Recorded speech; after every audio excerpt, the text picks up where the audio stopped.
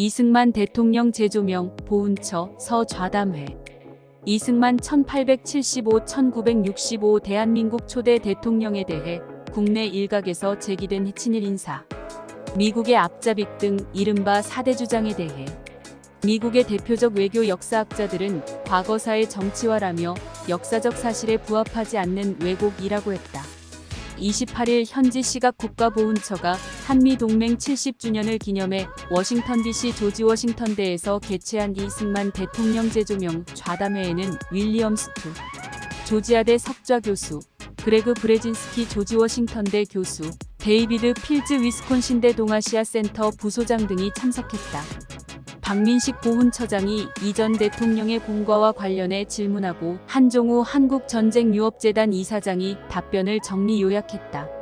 스투 교수는 해방 이후 수많은 변수와 위협 조건들이 엄존했던 상황에서 이승만 전 대통령이 농지개혁 등을 성공시키면서 나라를 안정적으로 이끈 것은 인정해야 한다며, 이승만이 만들어낸 한미상호방위조약은 현재도 한미동맹에서 핵심 역할을 계속하고 있다고 했다.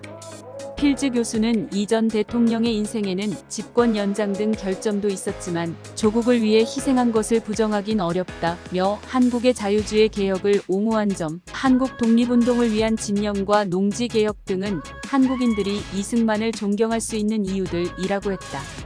미국 교수 3명은 친일 인사인 미국의 앞잡이 분단의 원용의 전쟁 때 국민을 버리고 도망의 등 이 전 대통령을 비판하는 이른바 4대 주장에 대해 상당수는 당시 상황을 면밀히 고려하지 않았거나 이미 드러난 역사적 사실과도 부합하지 않는 왜곡이라고 했다.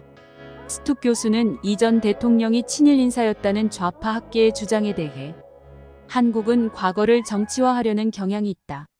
역사를 통해 확인할 수 있는 건 이승만은 강한 반일 감정을 가지고 있었다는 것이라며, 그는 일본과의 관계를 정상화하라는 미국의 압력에 지속적으로 저항했다고 했다.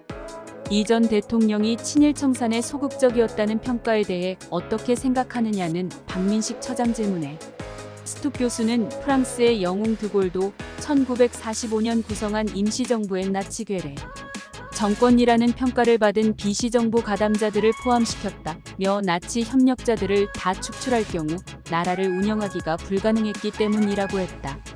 이어 프랑스는 나치 점령을 4년 동안만 받았는데도 그렇게 했다.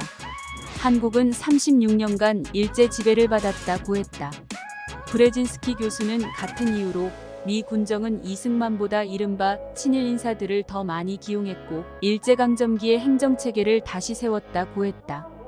이 전 대통령이 미국의 국가 이익을 추종하면서 조국은 내팽개쳤다는 이른바 미국의 꼭두각시 주장에 대해 브레진스키 교수는 어떻게 그런 인식이 가능한지 모르겠다며, 그를 미국의 앞잡이 스투지어라고 부르는 건 북한, 중국 당국이 만든 문서 외엔 본 적이 없다고 했다. 그는 오히려 이승만은 한반도 통일 등 목적을 위해 미국의 이반자들을 휘둘렀다 머니별레이트 고했다. 필즈 교수는 6.25 전쟁 당시 미국 정책, 이반자들은 이승만의 비타 협상을 이유로 그를 제거하는 것도 심각하게 고려했을 정도라고 했다.